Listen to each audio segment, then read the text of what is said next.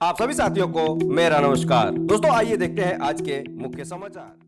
आइए दोस्तों आज के समाचारों की शुरुआत करते हैं महानिदेशक स्कूल शिक्षा कंचन वर्मा जी के इस आदेश के साथ। और यह आदेश जिला बेस्ट शिक्षक कार्य समझ जनपद उत्तर प्रदेश के लिए दिया गया। इस आदेश के डेट की बात करें तो 6 मार्च 2025 को आदेश जारी किया गया है। आदेश के विषय की बात करें तो शैक्षिक सत्र 2025-26 में पाठ्य पुस्तकों की जनपद या ब्लॉक स्तर से विद्यालयों तक ढुलाई कराए जाने की व्यवस्था के संबंध में ये आदेश दिया गया है। इस आदेश में बताया गया है कि कृपया उपयुक्त विषय राज्य परियोजना कार्यालय के पत्रांक दिनांक 9 जनवरी 2025 का संदर्भ ग्रहण करने का कष्ट करें, जिसके द्वारा शैक्षिक सत्र 2025-26 हेतु निःशुल्क पाठ्य पुस्तकों कार्य पुस्तिकाओं का वितरण निर्धारित समय अंतर्गत कराए जाने के संबंध में निर्देश प्रेषित किए गए हैं। दूसरे बिंदु में बताया गया है शैक्षिक सत्र 2025-26 हेतु कक्षा 4 से 8 तक की निःशुल्क पाठ्य पुस्तक एवं कार्य पुस्तिकाएं लगभग 100% आपके जनपद में पहुंच गई हैं। अतः जनपद स्तर पर प्राप्त पाठ्य पुस्तकों कार्य पुस्तिकाओं को सत्यापन उपरांत प्रत्येक दशा में दिनांक 15 मार्च 2025 के पूर्व विद्यालयों पर पहुंचवाना सुनिश्चित करें, ताकि 1 अप्रैल 2025 को नए सत्र के आरंभ के प्रथम दिवस को ही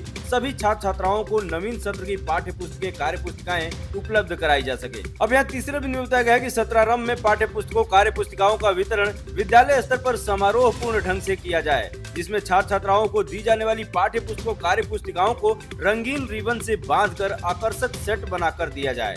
चौथे बिंदु बताया गया है कि यह भी सुनिश्चित किया जाए कि किसी भी अध्यापक को अपने विद्यालय की पाठ्य पुस्तकें कार्य पुस्तिकाएं विकासखंड के भंडारण स्थल से विद्यालय तक स्वयं ले जाने की स्थिति उत्पन्न न हो। इस प्रकार की शिकायतें प्राप्त होने पर उसे अत्यंत गंभीरता से लिया जाएगा और संबंधित का उत्तरदायित्व निर्धारित करते हुए आवश्यक कार्यवाही हेतु बाध्य होना पड़ेगा। कृपया उपयुक्त निर्देशों का कड़ाई से अनुपालन सुनिश्चित करें। बहुत कंचन वर्मा, महानिदेशक स्कूल शिक्षा। तो दोस्तों इस प्रकार से कहीं न कहीं समारोह पूर्वक पुस्तकों को वितरित करने के लिए ये कहा जा रहा है और इसके अलावा विद्यालय तक विकासखंड स्तर से पुस्तकों को पहुंचाने की व्यवस्था भी सुनिश्चित करने की बात इस आदेश में कही गई है। आइए दोस्तों देखते हैं अगली खबर को।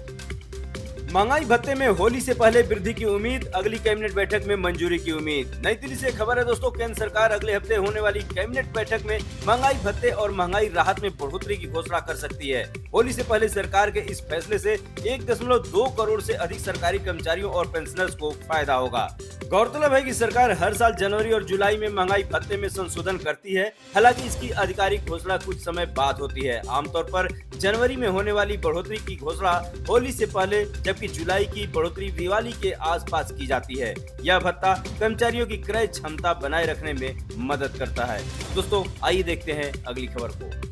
दोस्तों अगली खबर मानव संपदा पोर्टल से है और अपनी स्क्रीन पर आप देख पा रहे हैं, जब भी आप मानव संपदा पोर्टल पर लॉगिन करने के लिए जाते होंगे तो ये पेज जो कि सर्विस बुक वेरिफिकेशन से संबंधित पेज है, ये आपके सामने आ जाता होगा। और ऐसे में आप लॉगिन नहीं कर पा रहे होंगे जब तक यहाँ पे 3 विकल्पों में से किसी एक विकल्प का चयन नहीं करेंगे और चयन करने के बाद इस कंफर्म वाले ऑप्शन पे क्लिक नहीं करेंगे, तब तक आप मानव संपदा पोर्टल के होम पेज पर नहीं जा सकते हैं, ना ही मानव संपदा पोर्टल पर कोई काम कर सकते हैं। तो ऐसे में दोस्तों ये चीज क्यों दी गई है, हम आपको यहाँ पे स्पष्ट कर दें। ये सर्विस बुक वेरिफिकेशन है, यानी कि जो आपकी सर्विस बुक ऑनलाइन हुई है मानव संपदा पोर्टल पर उसे अपडेट किया गया है। तो ऐसे में आपके सर्विस बुक की स्थिति क्या है, यहाँ पे आप देख पा रहे हैं। हम थोड़ा जूम करते हैं, यहाँ पे आप देख पा रहे हैं क्या चीज दी गई है।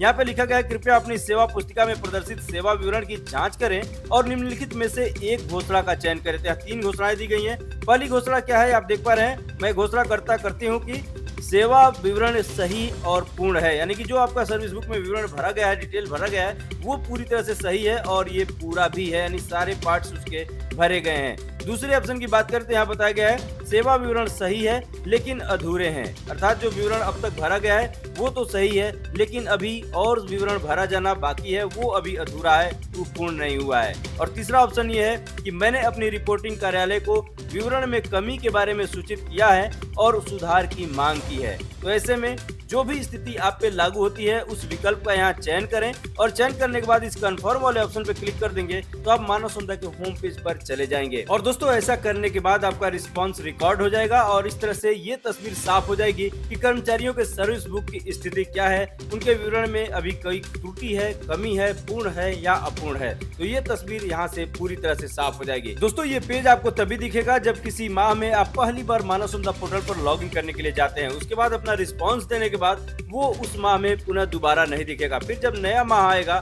तो फिर उसमें ये पेज आपके सामने आ सकता है। तो इस तरह से अपना रिस्पांस यहाँ पे आप देंगे और ये रिकॉर्ड हो जाएगा कि आपके सर्विस बुक की स्थिति क्या है। तो दोस्तों आइए देखते हैं अगली खबर को। शिक्षा मित्रों का 25 और अन्वेषकों का 22,000 रुपए हो सकता है मानदेय। लखनऊ से खबर है और अपनी स्क्रीन पर आप देख पा रहे हैं, समाचार पत्रों ने भी इस खबर को प्रकाशित किया है। आउटसोर्स एवं संविदा कर्मियों के न्यूनतम वेतन में इजाफा करने के बाद सरकार जल्द ही शिक्षा मित्रों एवं अन्वेषकों के मानदेय में सम्मानजनक बढ़ोतरी करने जा रही है। उच्च स्तर पर इसके लिए सहमति बनने के बाद प्रस्ताव तैयार किया जा रहा है, जिसे मंजूरी के लिए कैबिनेट में भेजा जाएगा। प्रस्ताव के अनुसार शिक्षा मित्रों का मानदेय 25,000 रुपए प्रतिमाह तथा अन्वेषकों को न्यूनतम 22,000 रुपए प्रतिमाह मानदेय दिए जाने का प्रस्ताव है। दोनों संवर्ग के शिक्षा कर्मियों को दूसरे राज्यों की भांति 3 वर्षों पर वेतन वृद्धि की सुविधा पर सरकार सहमत हो चुकी है। कैबिनेट की मुहर लगते ही शिक्षा मित्रों और अन्वेषकों के मानदेय में न सिर्फ 2 गुने से अधिक वृद्धि हो जाएगी, बल्कि हर 3 वर्ष पर वेतन वृद्धि का लाभ भी मिलेगा।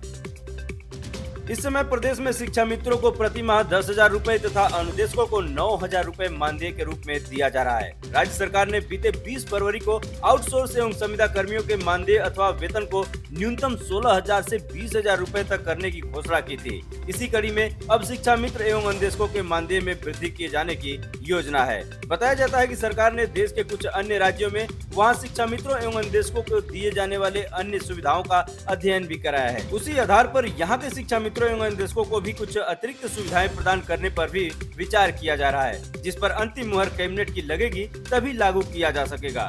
दूसरे विभाग के वित्त अधिकारी ने बताया है कि राज्यों के पैटर्न पर प्रदेश की आर्थिक एवं सामाजिक स्थितियों को देखते हुए अनुकूल निर्णय लिया जा रहा है। तो दोस्तों, शिक्षा मित्रों के मानदेय के संदर्भ में, अनुदेशकों के मानदेय के संदर्भ में पहले भी ये न्यूज आ चुके हैं और कई बार आश्वासन भी मिला है, लेकिन ये कब मानदेय बढ़ता है ये आने वाला वक्त तय करेगा। फिलहाल आज के मुख्य समाचारों में बस इतना ही। वीडियो चली गई तो लाइक कर दीजिएगा। विभाग की खबरों से अपडेट रहना चाहते हैं इस वीडियो के नीचे लगे सब्सक्राइब बटन को प्रेस करके इस चैनल को सब्सक्राइब कर लीजिएगा। मिलते हैं नेक्स्ट वीडियो में किसी अन्य टॉपिक के साथ, तब तक के लिए नमस्कार।